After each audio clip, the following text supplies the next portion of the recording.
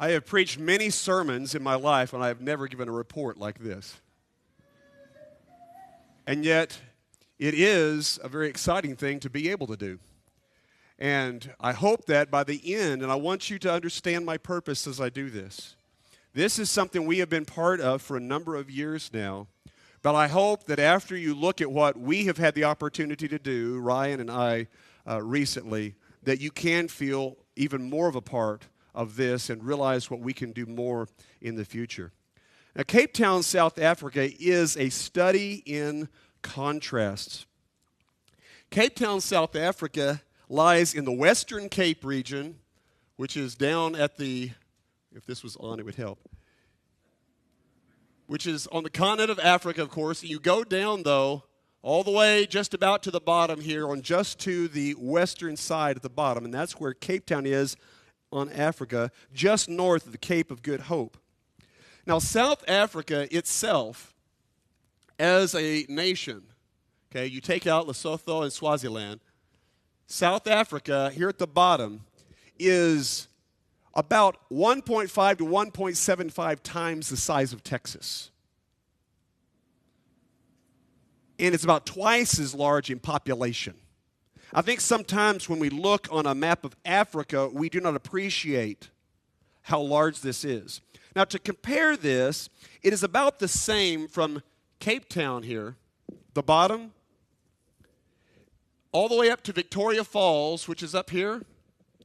That is about the same distance that you see here as it is from Brownsville, Texas to International Falls, Minnesota, from the border of Mexico to the border of Canada. That is what you see pictured here in terms of north-south, just on this map. So we're talking about a long distance. The Western Cape Province, that's the kind of their equivalent of states, though they're not as many, they're larger. This is the Western Cape. The Eastern Cape is over here.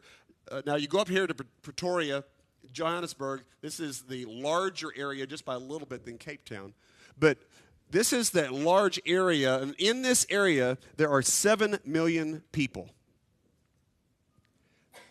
Now, that's about the same amount of people as the Dallas-Fort Worth Metroplex.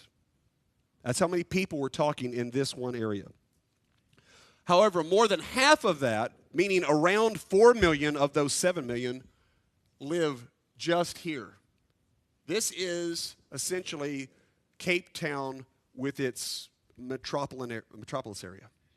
And 4 million people are here. Now, if you want to appreciate that, I want you to imagine Dallas itself within the actual, not the whole surrounding areas, but just Dallas within its limits, times 3. And that's what you have with Cape Town. The Cape Peninsula and Cape Town proper are simply beautiful. There's a reason why Cape Town remains a popular tourist destination for many Europeans. First, there is Table Mountain. And it dominates the landscape, and it stands just above, if you can tell, this is Cape Town. It's right at the foot of this mountain, and at the other side is the ocean. So everywhere you go in Cape Town, you're getting a view of this huge granite mountain, and it is beautiful in a number of ways. Now, just down from the Table Mountain is what's called Lion's Head, which is a large, as you can tell, structure itself. But then everywhere you turn around this, if you turn around from the Table Mountain, you get a spectacular ocean view just about anywhere you go.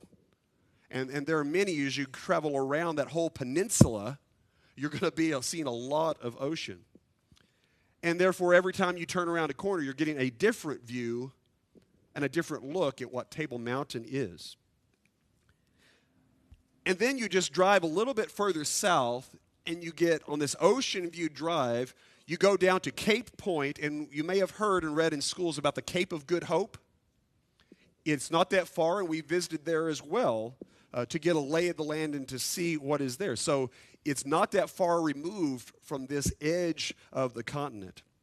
Now, in this area, there's also interesting wildlife. As you tend to expect, you think of with Africa, but remember, this is right down there on the southern tip. So we're not talking about elephants, though we see those are around up north. You'd see more. But we did see an ostrich. We also saw baboons. And that is right. That's on somebody's car as we drove by. And the locals consider these things big annoyances. I mean, you got that expressed very clearly. These are not fun-loving creatures. They are like having those squirrels that eat away at your house as far as they're concerned.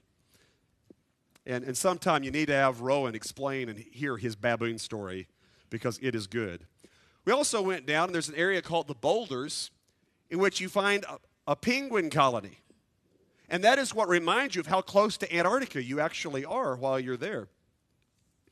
And you also have seals, some of which will even, for a small fee, let you pet them.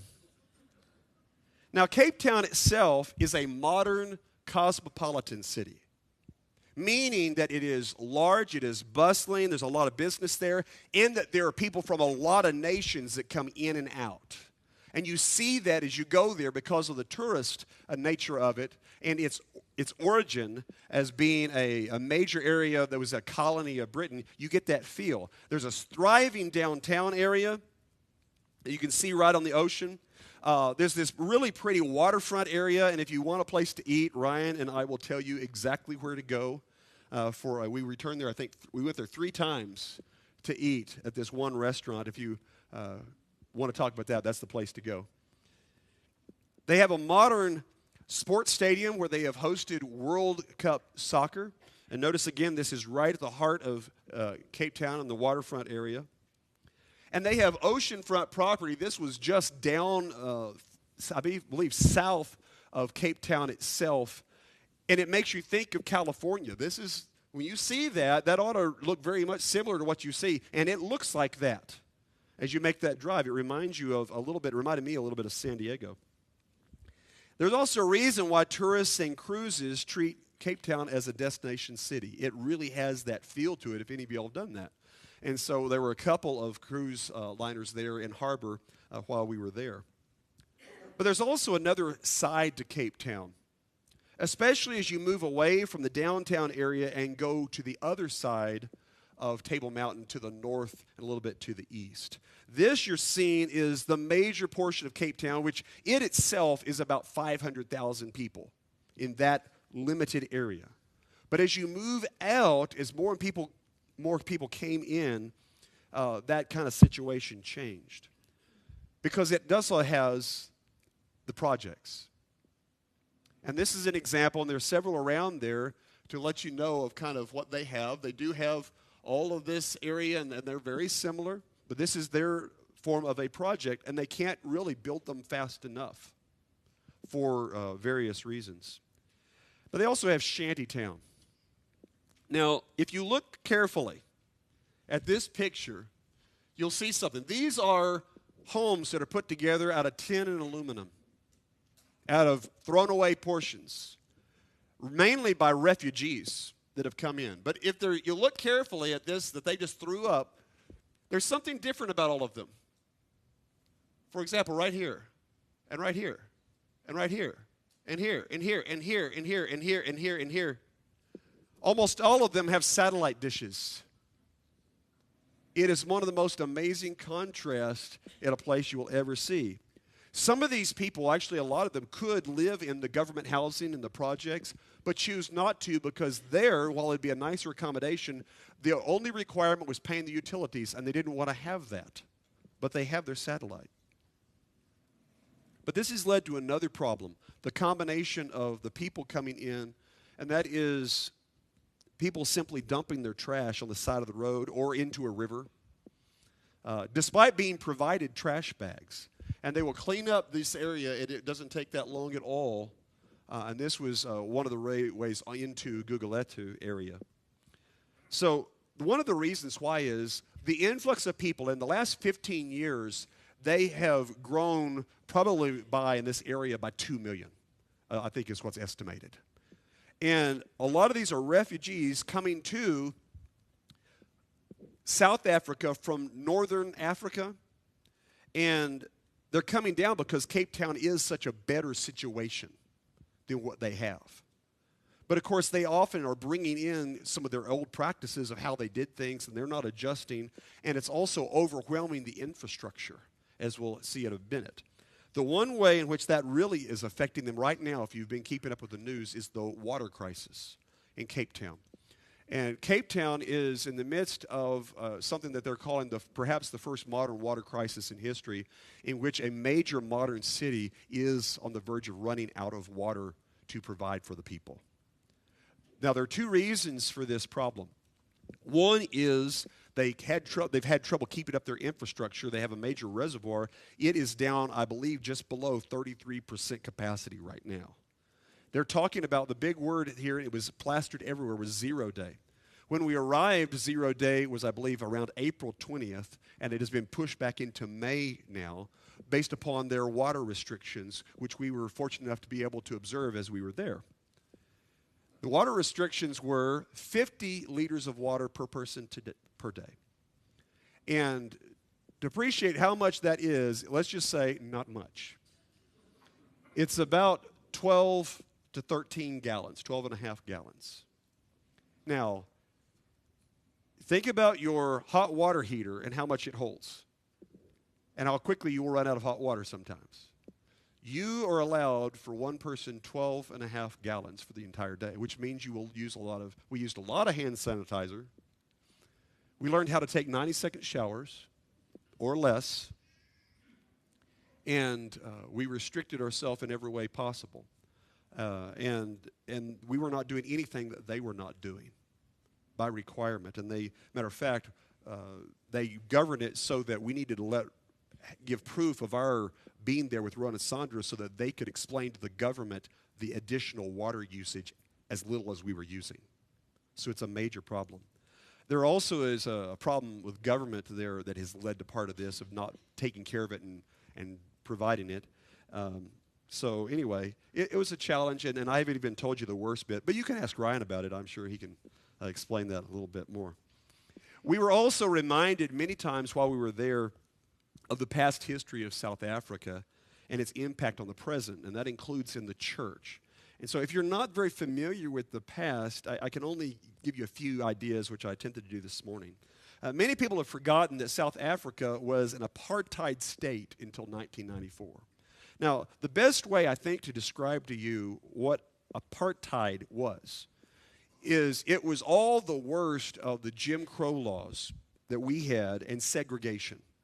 And it was extensive segregation, not just with one, but they divided you on a number of levels intentionally to try to create tension, not just between the whites that were on top and the rest, but they created all these levels to get the others fighting and arguing for their status in between. That's why you have these designations of not just black but colored, and they even have a few smaller designations between. And that was somewhat effective of keeping them at one another early on. But they also, besides this Jim Crow, they got no right to vote at all.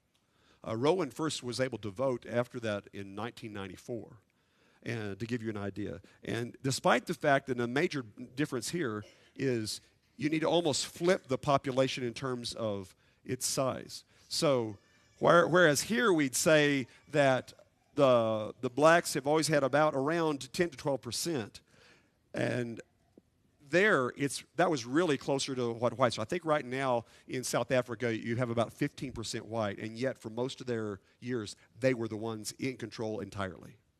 So that was really what apartheid was about. I mentioned this morning, and we visited the Cecil Rhodes Memorial, and it helps to understand this. This is that kind of temple-like structure I mentioned, and this philanthropist by the name of Cecil Rhodes.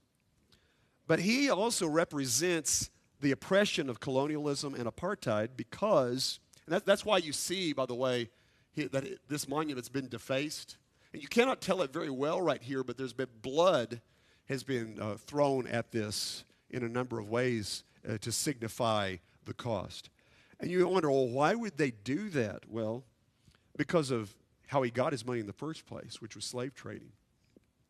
In fact, these two rooms, and I've left separation, they're actually further apart than this, but this is on one side and this is the other, are actually cells that are at the back. Well, you saw that monument. This is built in as part of the monument. It was probably the first thing they built. And these are cells, holding cells, and these are bars right here on either side where they would put the slaves who were uncooperative as they were building this very place to honor someone. So it is a sad history, somewhat like our own, that continues to have residual effects, especially when you consider that it's only been one generation, really, that has since they've done away with this. You also, though, see, because there's mainly one-party rule, and if you've been keeping up with the news at all, that corruption is rampant within government, partially due to that one-party rule, the African National Congress. Thankfully, though, the president, the one who had been president and was on corruption charges, resigned the day after he returned home. And he was actually scheduled to give a speech while we were there, and the trouble, they actually shut him down from doing that. So it was a very tense political situation our time, though we really did not experience that in any way. So we need to pray that this situation improves for the benefit of the people, because that does affect the work. There are other subtle things that you'll notice when you go. This sign was on the outside of the biggest mall in Africa. Inside, it is as modern and nice as anything in the Metroplex. It is beautiful and lots of different kind of shops. But this sign alone reminds you that you're living in a very different place. If you can't read it, all persons entering these premises, including the parking, are deemed to consent to their person and property being searched. The moment you're on the property, you give up rights. And that just goes with what they do for security because of some of their issues. One of the side effects of all this history is there's stratification in society, even after you have another generation after the ending of apartheid. But that was actually one of the reasons we saw that our presence there, especially in where we went, had a unifying effect and why it meant so much. And I did not appreciate that before we went, of how they would see that and how much they enjoyed the contact and the conversations and the nature of the sentiment of treating them truly as brethren and what that meant. The challenge for the church in Cape Town is then, number one, trying to reach 4 million people locally with the gospel. 2, building unity within the church throughout South Africa. That is not just within the Cape Town and the Western Cape, but also maintaining contact in some of these other provinces. And then also building the church in areas around South Africa where it's weaker, as well as in some of the other countries that are neighboring them. And that's the challenge that Rowan and Sandra Jones accepted when they left Brown Trail and returned to South Africa. And it's a challenge also, though, brethren, that we accepted when we began supporting them in their work. And that's what we've been part of, is trying to see that through. So now, having given you an idea of where we went, I want you to understand why.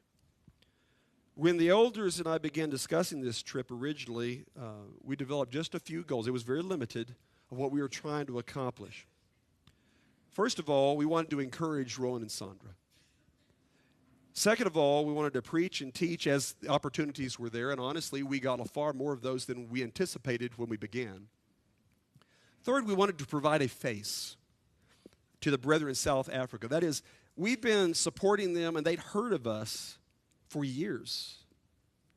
We wanted to give them a real personal feel for we are here and real people that really believe in you. And that's what we wanted to see as well. We also wanted to gain a better understanding of the work by seeing it in its own setting, to look at the challenges and its possibilities. And I think that we both recognized some of those things as we were there. And I think we did accomplish these things. So now I want to show you what we did as we were there and just kind of walk you through it. I've shown you some places that Rowan took us to give you a feel of the landscape and the city. This is going to be about the church, okay? So Ryan and I flew out of DFW 2 weeks ago on February 4th, and we returned this past Tuesday. And I am grateful, by the way, for both Pat and DJ filling in capably in my absence. So while the trip itself, I'd say, took about 3 of those 10 days just to travel and back, we were very busy during that week that we were there in between. We were seeing the area. We were visiting multiple local congregations in Cape Town. We were talking to Ron and Sandra to the late hours about the work, and also doing a lot of preaching and teaching, and I hope to show you that now. After we briefly got settled in at Ron and Sandra's, we went directly to the soup kitchen area that you've heard him mention before. And this is held actually this is the carport of one of the members' homes of this congregation. And what we have here is Rowan explaining the rules. Like, you come through the line once. And here's what we're trying to do to listen. And he was introducing us and showing around and just getting these people who have had, a lot of these people, they weren't even, haven't gone very far at all away from this area in their lifetime. And so he's giving them that feel of who we are. Now, Sandra got up early to make these sandwiches. She'd been working on laying the groundwork, and we saw her working on that when we arrived, actually, from the airport. But she got up early to do this because she couldn't make soup right now. It's called the soup kitchen. She couldn't make soup. And you might ask, well, why was she making soup? Water. So she was making sandwiches, which mainly was a lot of bread, was what they were handing out. And they do it on this day because there's a clinic nearby, a free clinic, health clinic. And they're trying to pass the word that anybody that goes into that clinic can come down and know that they can get this to try to get as many people in as possible. So that's what they're trying to do this. Ryan gave an exhortation to them, very brief, for their benefit there, trying to be encouraging. And it was an experience to go by and just see these people who are waiting patiently, and they don't have anything. This is extreme poverty that we're seeing and trying to reach in different ways. That night, we returned after this to Ron and Sandra's home. I think I got about an hour nap in, and I taught James 1 to a men's Bible study, a group. Now, if you look around this table, you see, I don't know, there were I think six or seven people, I think, ultimately. But now, so we went through and studied James. Now, Sam here, who is just to the left of Ryan, he was not able to be at anything else. This is the one thing he could be at because he was leaving to go to the Eastern Cape to help out with something where Rowan often travels. So he was going in to do something, and he often fills in for Rowan. When Rowan goes other places, he'll fit in. And so Rowan's trying to help him and get him to the point of helping out in that way. And so we're glad we got to meet him. Now, at this study of James 1, this is Denver. Denver was able at the end, as Rowan, after we had been discussing this, asked if they had comments. And they started with Denver. Denver, in his comments, provided this very precise overview of the entire, he had been taking detailed notes, and he was able to sit there and go over all these specific things. As a matter of fact, he later, the next day when I saw him, he wanted to talk to me because he had had a situation come up that very day, a very tough day, and he'd been applying. He talked to me about applying some of the basic principles we talked about in that. And they're very excited about Denver because of the growth he's been making spiritually. Frank here, he was late. You didn't see him in the previous picture because he was late getting there. But he wanted to be there a lot. Now let's explain how much. This is a men's Bible study on a Tuesday night, everyone. Frank worked a double shift of 12 hours. Then took public transit and then walked to get here late on a Tuesday night to be with these men. They hold this once a month. He didn't want to miss it. This young man, and you ought to hear if you have an opportunity, I think Ryan did an interview with him before we left because his home where he lived burnt not that long before, and he lost everything. In order to make up, besides all this extra work that he was doing, he also makes flatbread with Sandra to sell that he's doing on his off time. He'll come in, I think, once a week on Mondays to make flatbread that she helps him sell to be able to help make up some of these other things. So you see someone that's really diligent about work in getting things done, not wanting handouts. The next day, we went to and we met at William and Margaret's home. This is the same home that we were at for the soup kitchen. And I want you to notice the sign right here. This is the sign they leave up on the front of their home. Now, here's a better picture of it. And just read over it real quickly. Now, notice, first of all, the location differences for Sunday, and then notice how Wednesday is spelled. Okay? They cannot have access to the school except on Sundays. So this Christian couple opens up their home, and if you go back and take a look, that is not a large home, as you're going to see. They open it up to be able to have Bible study on a Wednesday night. Here we are, that Wednesday night. This is one side. The front door is right here. There's just a little small area to my left that's I don't think it's quite as big as this area. And there were about 3 other people, I believe, on that side.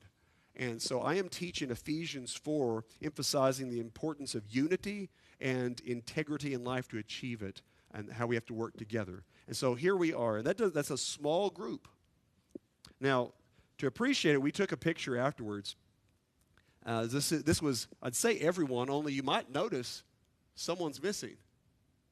Who's missing from the photograph?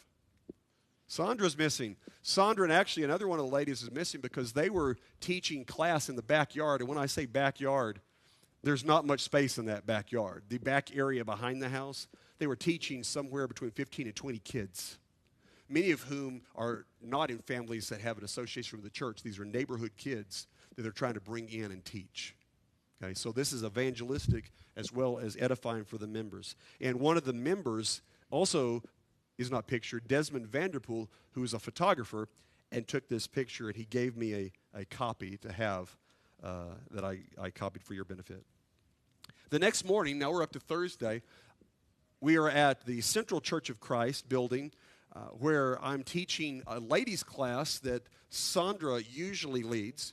And so we're doing this, and I gave them an overview of Philippians and concentrated then on chapter 1, and then with their questions, followed that up with a little more detail in chapter 2. And now this lasted for about an hour and a half to 2 hours.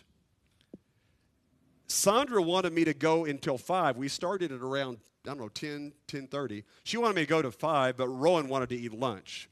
So we stopped after a couple of hours and decided we'd eat lunch. But those ladies were very interested and into all the study that they gained.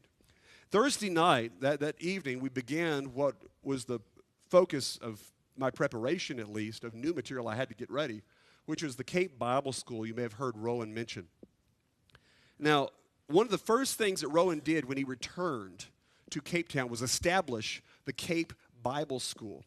And the purpose of it originally was to try to grow overall knowledge of the Christians in the Cape, and then to one day turn this into a full-time preacher training school so they can train their own men to preach. That is the big design of where he wants this to go. So here we are meeting, and this is the Central Church of Christ building, which is a decent size. Now, none of this has any air conditioning or heating, but it was very pleasant while we were there. It's summertime. I think even for them, it was pretty pleasant in the 80s most of the time. But here we have the building. Now, here is the auditorium. We were never in this. This is the annex area, what we call the annex, and that's where we were. And that is not even where the Cape Bible School actually is. This is a fairly good area of Cape Town, much better than Guguletu. So where they are, this is north of there. So it's a nicer area. But this is actually the classroom, which is practically where they're working from right now. You see how limited they are? Now, this is in the church, the Central Church of Christ building. They are paying rent for this. They're not just giving this. This room plus a small break room is costing them $400 a month. That would pay for utilities for a much bigger facility, and they could expand. And that's actually one of the things we we would hope that they're going to be able to do. That is not enough space at all for a full-time school, to say the least. And in fact, during our time here, we met in a larger adjacent room where we met for ladies' class, because the larger numbers, they just couldn't fit in here. Now, while this is on a better part of town, I just said, this is outside of the building. The building is here. This fence with barbed wire over it, on top of it, surrounds the entire area in a better part of town, or where they are, just to keep you in mind of what I mean by that. Here are the gates that they have to open before. So when we talk about security, they understand the need for security, because they live with it all the time. On Thursday night, this was the group that gathered together to hear me speak for a little over 2 hours on how we got the Bible. Now, I discussed, on Thursday night, I discussed the inspiration of the Bible and then the canonicity of the Old Testament. That is, why we have the books we have in the Old Testament. During that time, we also had a break, and Sandra was once again had worked to provide sandwiches and snacks for this group of people, which she does with a smaller group all the time. Why? Because most of these people are coming straight for work and haven't had supper. For them to come at all, they're coming and going to be hungry when they come. The man in the yellow shirt is Mario. He beat us there setting up all the chairs and getting the room ready to the best of his ability on his own. He's a computer programmer, mainly PHP. The next day, on Friday, I got off. But that didn't mean we weren't busy, because that Friday night, Ryan had the opportunity to speak at an area-wide youth devotional. This was at the Athlone Church of Christ, where Rowan preached for about 4 years after graduating. This congregation, now this is the youth that gathered there, which he spoke to. This congregation actually is about the same size as Granbury Street. That's an exception in Cape. Very different.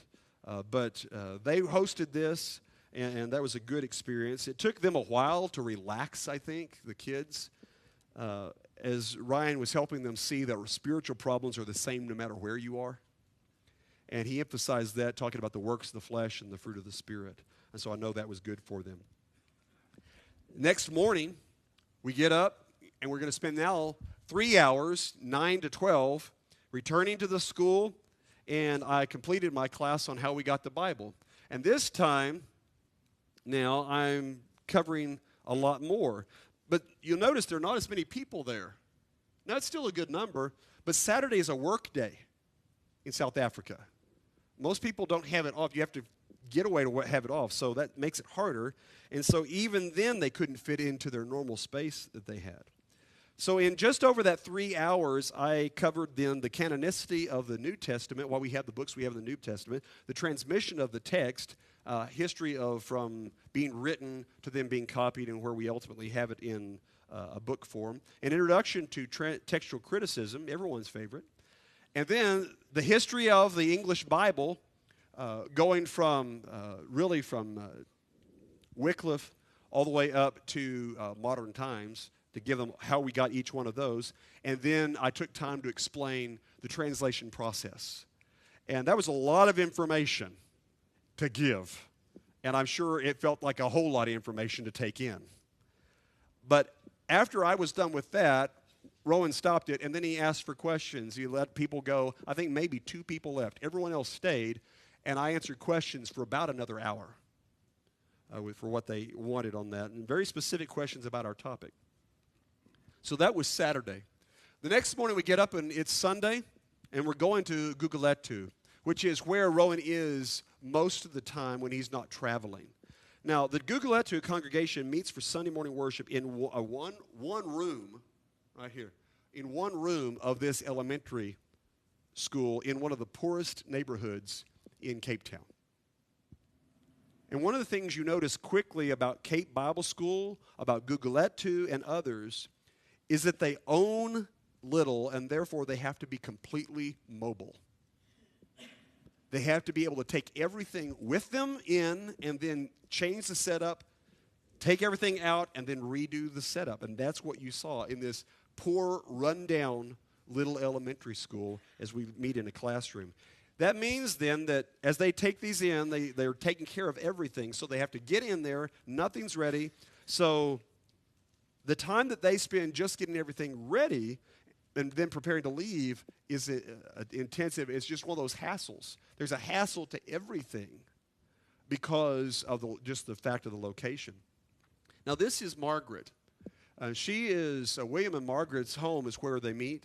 Well, this is Margaret, and she's helping to prepare the communion. And also, that's Frank, who's also helping her. But that Sunday morning, I think he'd just gotten off a 12-hour shift again, and then walked a couple of miles, didn't he? Left to get there early. So Margaret is. I always remember Margaret. You ask her how she's doing, she says, like a fish in the water. She's just a sweet, smiling face anytime you go. This is that classroom now set up with all the chairs. Now, they had to take out all the children desks, the student desks. But this Sunday was a special treat. Now, not everyone's here yet as I'm taking this picture, but what the treat was the Khayelitsha congregation came down to join us. Now, Khayelitsha is about 40 minutes away, also still in Cape Town.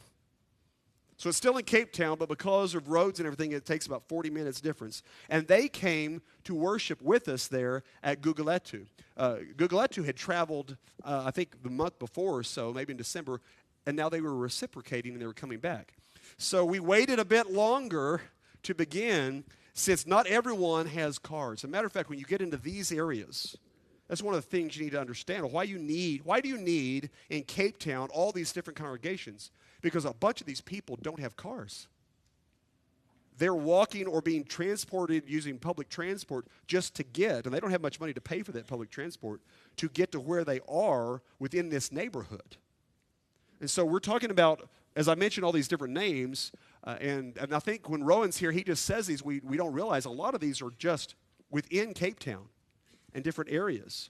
One, north of the other, just south of the other, just a few miles away, but it's important to understand. So that's just a reality, but notice they're just visiting along as we wait, and there's Rowan in the background. At this morning, Ryan presided over the Lord's table and spoke about the significance of the resurrection and giving meaning and purpose to it, and how the bread and fruit of the vine signify its cost. Now, that morning, I preached on pursuing faithfulness out of Hebrews 12, 1 and 2. Not too long ago, I preached that here. And I preached it with just a little bit of help, you can see. It turns out that some of the brethren from Khayelitsha do not speak English very well. They speak Xhosa, which is a tribal language. It is the third recognized language of the Cape after English and then Afrikaans, are the two main languages. So for the very first time in my life, and with very little notice, I found out about this in the announcements when Rowan asked if it was necessary, and yes, it was. So now I got to get ready. I'm preaching alongside a translator. So now I want you all to appreciate this. You need to get to imagine listening to one of my sermons twice in the same sitting. That's right. And the Xhosa language takes longer to cover the same information than it does in English because it's so idiomatic. And it is not, I couldn't even pronounce some of the things he was doing because it's tribal, and there's one sound in particular I could not even come close to getting because it involves a click at the back of the throat while you're saying a word. You may have seen people do that, but it's very interesting. So anyway, I appreciated having help getting that across. After worship, the Guguletu congregation provided meals for the brethren from Khayelitsha before they drove back. So here they're having a fellowship meal that is, they're having to bring it all in. They had to put everything together individually beforehand, bring it in, and so we got to have a fellowship meal. The young lady in pink, who looks so excited right now, she sat next to me during worship. She didn't know what to do with me. And she's now, I believe, she's been talking to Brother Vutu, who's not pictured, who is the preacher for Khayelitsha, and works and is a friend with Rowan. And he's mentioned Vutu, by the way, when he's been here. And one of the things you do notice when you go places is that, kids are the same no matter where you go. Can you tell what they're doing? One of them's playing a game on a cell phone, and the other kids are hovered around. I think I have a picture like that of some of the kids here. Just the same. These twin sisters, Carol and Caroline, are the daughters of William and Margaret. They grew up in the church, but they were part of bringing their husbands, Denver, who I mentioned earlier, and Khalil. Hear that name? And Khalil, bringing them to Christ. They are, let me tell you, full of personality. And listening to them exchanging notes about how their husbands came home talking about the men's Bible study we had done. Number one, that was fun and exciting to me, but it was hilarious listening to them talk about it and how excited their husbands were. After the meal, of course, we had to put the room back in order for the school before we left, and we have some of the people doing that. Now, Sunday evening, we go to a different congregation that meets in a different school, and this is Bochmakeri. So it's still a schoolroom, but it's at a different place. And in my final lesson, then, I talk about the purpose of the incarnation of Christ out of Hebrews chapter 2, 5 through 18, which is a deeper study. And yet they listened intently and were very gracious to us. So that was our time. We left the following day. So we were very busy teaching a lot, with every day doing something and going places in between. So now I want you to think about, where are we going with this? What's the plan? I want you to think about the work in South Africa of which we were a part, in line with the approach that the Apostle Paul took on his missionary journeys. He would periodically report at Antioch, but the majority of his time was spent focused on making the church, everywhere he went, as self-sufficient as possible. And that was the task that Paul gave in his life for more than a decade, just in that one, throughout the Roman Empire. To, notice, establish new congregations, build up existing congregations, and then identify those who are best equipped to help sustain those efforts, and then to train men to preach and grow the church for the future. That is what Rowan is part of doing. I mean, point by point by point. And that is what we're part of here. There are actually then several congregations that scatter around. This is where the school, where Bochmakeri meets. And most of them are small and poor. A few, like Alphone and Thicket Road, have the number and resources to have a building and support a man to preach somewhat. But they need a means to build unity and cohesion through spiritual growth, and a way to help them focus on the future and to make them see their own capabilities and possibilities. And I think that's why the Cape Bible School Lectureship and the Women's Conference that they host has so much potential on a broader scale, to bring people together, and to this is going hand in hand with what Ron and Sandra are doing. Because what they're doing is they're combining opportunities for fellowship with opportunities to grow. And that helps unite everyone toward evangelism, edification, and benevolence to benefit everyone. Rowan currently is focused, as I mentioned, on Guguletu. A very poor area in Cape Town, home of thousands upon thousands, including many of those refugees. This began with the soup kitchen, and now it continues meeting in NY18 and in William and Margaret's home. But it also shows what can happen through, I'll call it evangelistic benevolence, and the difference. And this also, if you've heard him speak of faith, hope, and love that Sandra does work through, that's part of their whole design, is to have something that is building up through benevolence. One example. Frank, you saw earlier, a member of Guguletu, he's originally from Malawi, country north of here. He recently introduced the gospel to his friend, also from Malawi, by the name of Prince. About 3 weeks before we arrived, Prince had obeyed the gospel. So they are active, they are working, and it's done by individuals, not just by Rowan. Rowan is also working with preachers in Namibia, in this area, and every once in a while up in the northern area. He is working north of here in Zambia, where he'll fly here and there. And he also works in the Eastern Cape. As a matter of fact, this area, all the way, especially over here to Durban, is an area that he's focusing on because the church had died out. And they have worked to renew it, mainly through the efforts of, we call it Brother Emmanuel. And they're working to try to renew that effort. And that's what Rowan will travel over every once in a while, just like he does to Namibia now.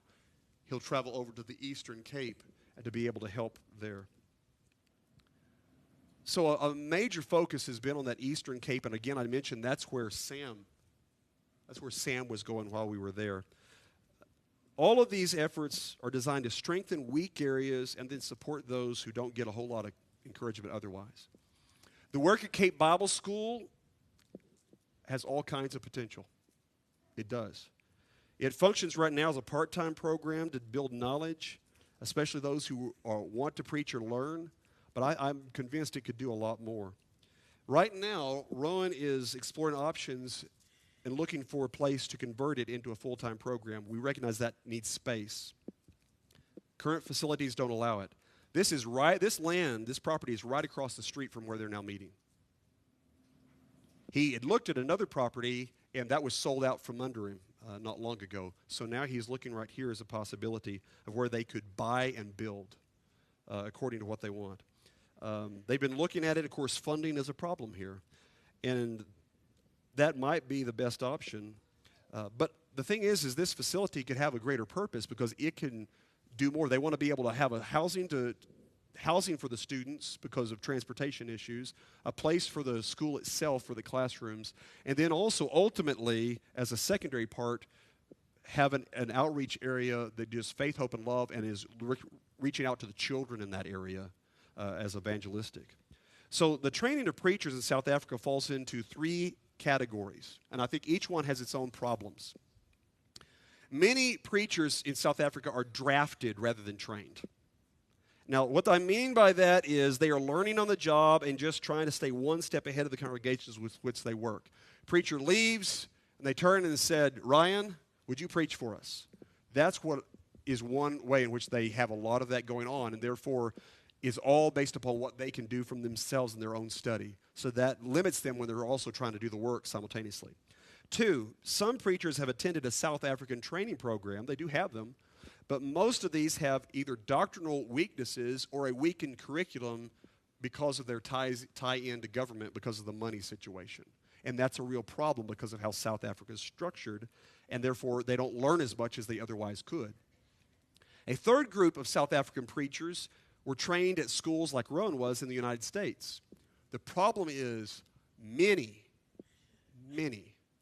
end up coming back here and not staying there and working. And by the way, that's not just the fault of the allure of America. That's part of it. They also can have trouble being accepted back in South America or South Africa when they get back because of things they've learned, and because they've learned so much, it's also hard for the people to accept them the same way because they think it's just being America. And so that is why having a school that is truly South African, I think, is a key to the benefit of the church in South Africa.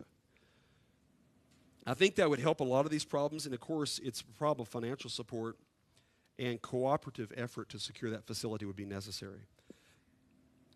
But Cape Town's cosmopolitan nature drives up the costs. You know, you think everything in it, that ought to be a lot cheaper. Not in Cape Town because, remember, it's a resort area. Those prices are higher because of it, and they're close to U.S. levels. Okay. What can we do? First of all, I want to express to all of you on behalf of Ron and Sandra how much they appreciate the elders overseeing their funds and their work. They expressed that multiple times to us of how much that means to them and this congregation's ongoing support. And I would be remiss if I did not really try to get across to you how much that means to them. If we can continue doing these things, but then build upon them, do more, we'll be doing something that truly matters for the church in South Africa today, and I think could have some lasting impact for years to come. So now, quickly, what more could we do? First of all, pray. Please, let's be mentioning this work, as well as our other works, publicly and in our private prayers more, far more. For the work, for the workers, for the school. Also, let's find ways to communicate. It is easy to communicate around the world nowadays, and we still don't do it that much. They love to interact with us. I've already become Facebook friends with some additional people now. They long to know how much we care about them. Cards, email, Skype and FaceTime. Now, Rowan doesn't have a lot of time, but I'm going to take designated time to do FaceTime, and I'd encourage everyone to consider different things you could do. Goodie bags, they're very much welcome. And I can give you some ideas if you don't tell Sandra what I'm sending Rowan. So not just for Rowan and Sandra, but also for others as well. Also, if you can visit, I never realized how much that meant to them. Teaching and preaching efforts, the week we spent, it meant a lot. For a number of ways I can't go into in detail because of, obviously I'm way over time already, but it really means a lot. And of course, you've already seen, if you can, give. But I want to be more specific about what type.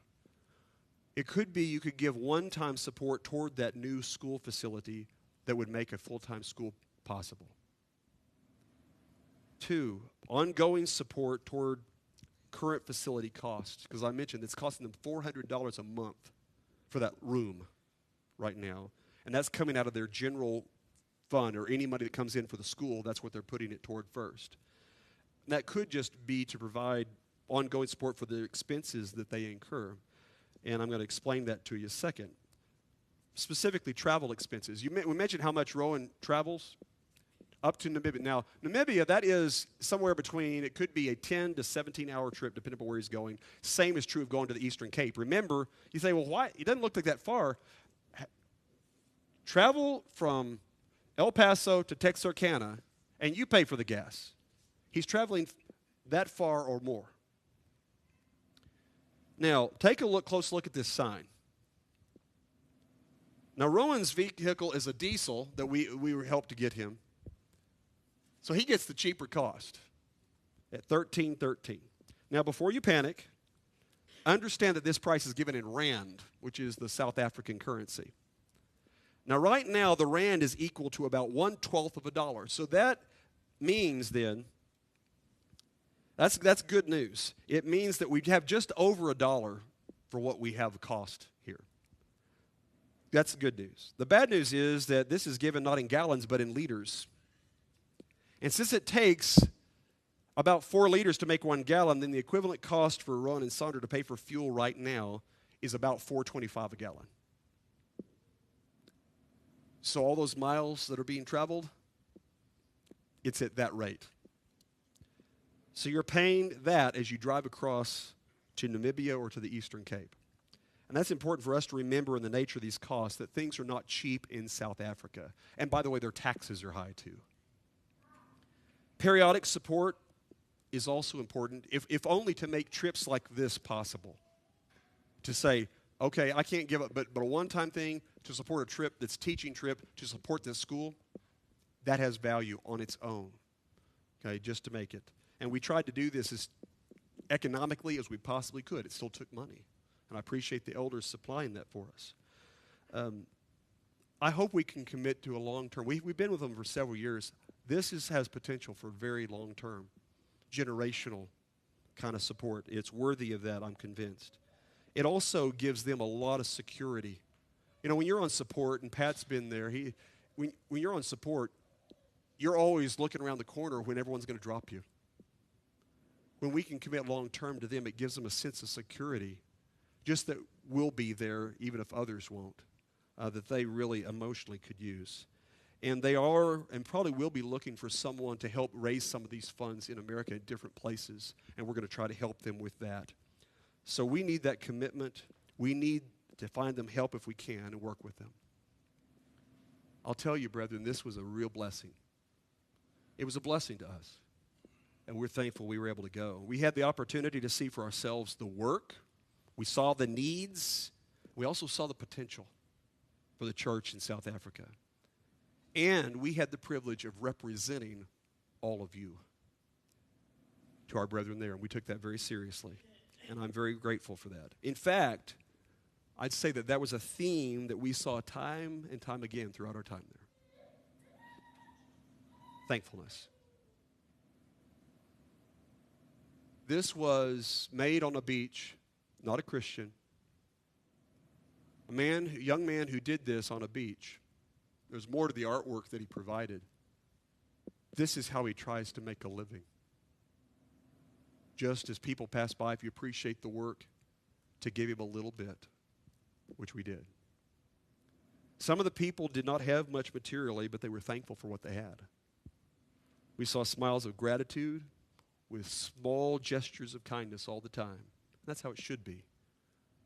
Pray without ceasing. In everything give thanks, for this is the will of God in Christ Jesus concerning you. 1 Thessalonians chapter 5, 17 and 18.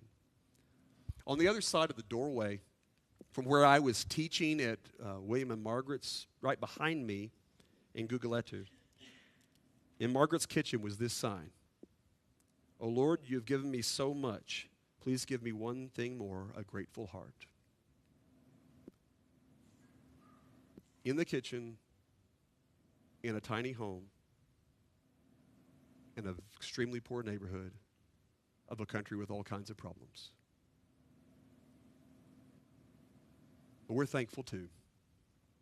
We were treated wonderfully by everyone, and we look forward to seeing how much we can help them more. Here in the foreground is the garage and the one-story home where Ron and Sandra here live. This is the neighbor's home.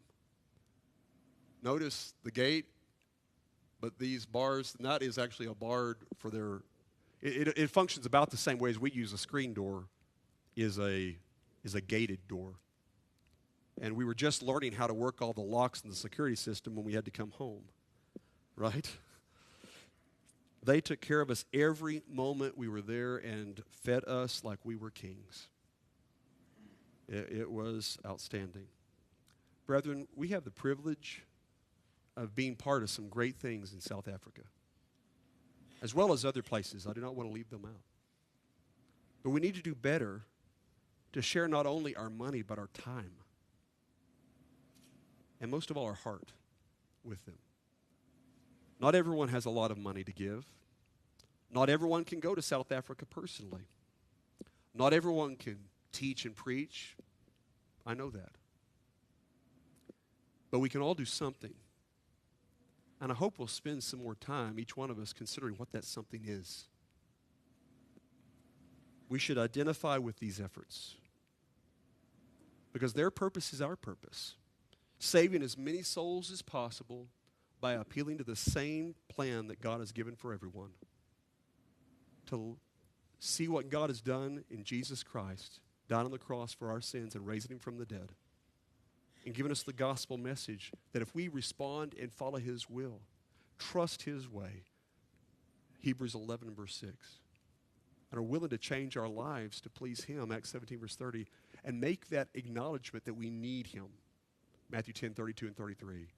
And if we'll be baptized for the remission of our sins, Acts 2 verse 38, we can be part of his church, and it is the same plan in South Africa as it is here.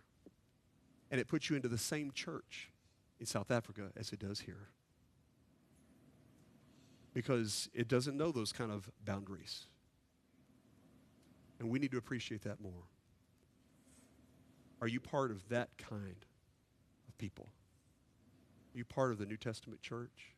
If not, please get your life right.